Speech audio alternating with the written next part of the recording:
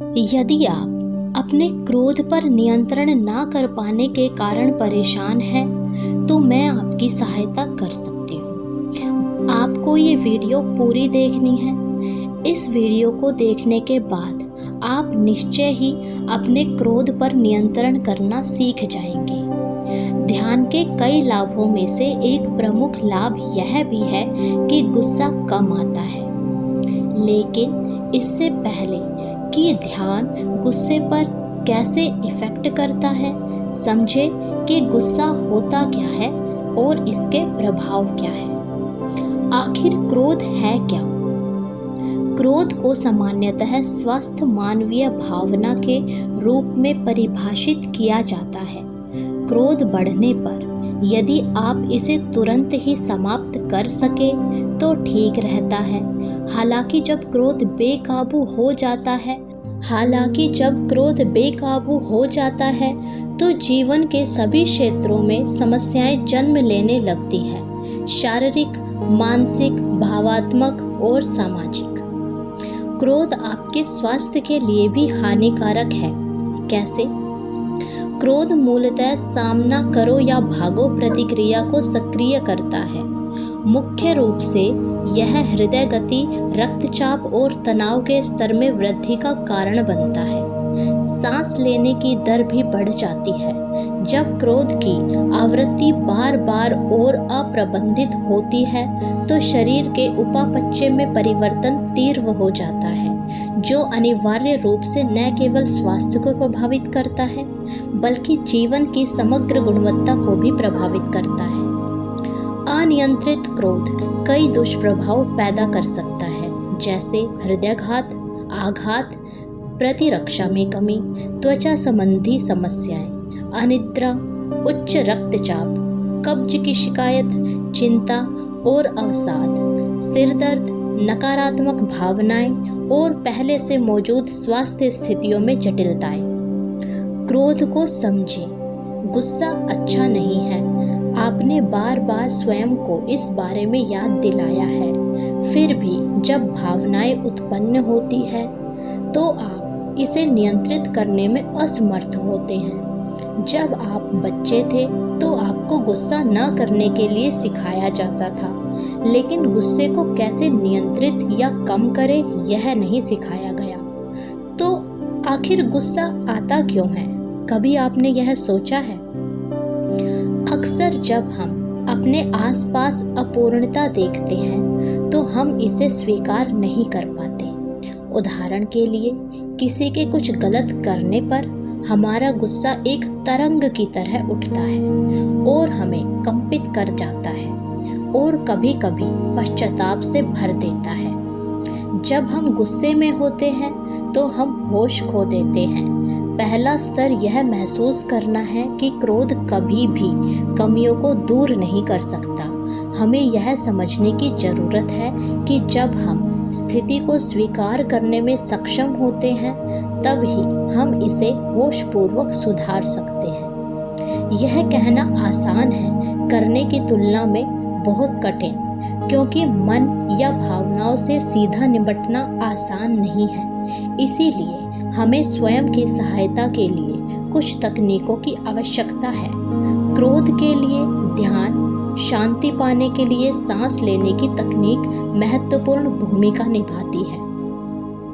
जैसा अन्न वैसा मन, ये कहावत आपने कई बार सुनी होगी। क्या आपने देखा है कि कुछ दिनों में आप शांत और आराम महसूस करते हैं, जबकि दूसरे दिनों में आप बेचैन रहते हैं? ऐसा इसीलिए है क्योंकि आप जो खाना खाते हैं वह आपके मन और भावनाओं को बहुत प्रभावित करता है। कुछ प्रकार के भोजन मन और शरीर में बेचैनी और तनाव लाते हैं। इस प्रकार के भोजन में मुख्य रूप से मांसाहारी, मसालेदार और तेलीय भोजन सम्मिलित है। उन दिनों में जब आप प्रतिक्रियाशील महसूस कर रहे हैं, इस तरह के भोजन से बचें और स्वयं का निरीक्षण करें। संभावना है कि आप भीतर बदलाव पाएंगे। क्रोध को और समय के साथ भावनाओं की तीव्रता कम करने के लिए स्थायी तरीकों में से एक स्वस्थ भोजन करना भी है। विश्राम करें। आप कैसा महसूस करते हैं जब आपने गहरा विश्राम नहीं किया? क्या आप अधिक बार गुस्सा करते हैं? आपके शरीर में थकान और बेचैनी के कारण मन में बोझ, तनाव और हलचल हो सकती है। हर दिन कम से कम 6 से 8 घंटे की नींद लेना गुस्से को कम करने के लिए आवश्यक है, क्योंकि यह शरीर के साथ साथ दिमाग के लिए भी उचित विश्राम सुनिश्चित करता है। अच्छी नींद आपके क्रोधित होने की संभावना को कम करती है। योग और व्यायाम। प्रतिदिन 10 से 15 मिनट के योग आसन आपके शरीर और मस्तिष्क में तनाव और बेचैनी को दूर करने में मदद करते हैं।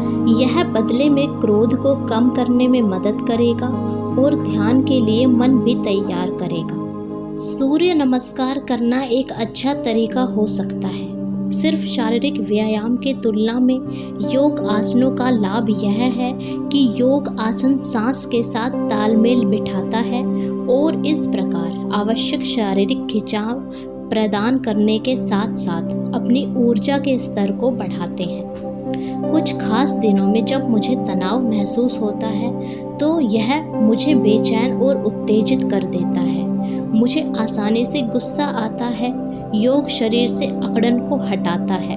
मुझे पता है कि यह क्रोध को कम करने के सबसे तेज तरीकों में से एक है। नतीजा एक सुकून भरा और खुशहाल दिमाग। इसीलिए योग करना आवश्यक है। प्राणायाम आपके मन के लिए अच्छा है। भस्त्रिका और नाड़ी शोधन जैसे प्राणायाम मन में बेचैनी को कम करने में मदद करते हैं। जब मन शांत होता है तो आप में उत्तेजना और गुस्सा होने की संभावना कम हो जाती है।